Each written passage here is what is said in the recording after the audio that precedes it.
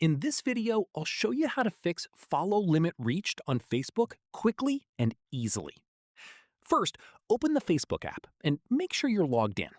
Now, this error usually happens when you've reached Facebook's following limit, which is around 5,000 people, or when you follow too many accounts in a short time. So here's what you can do.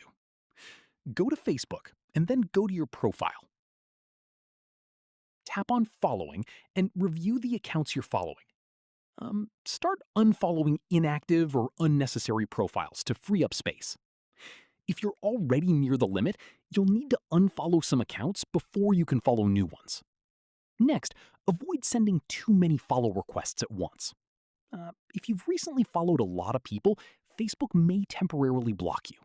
In that case, wait 24 to 72 hours before trying again.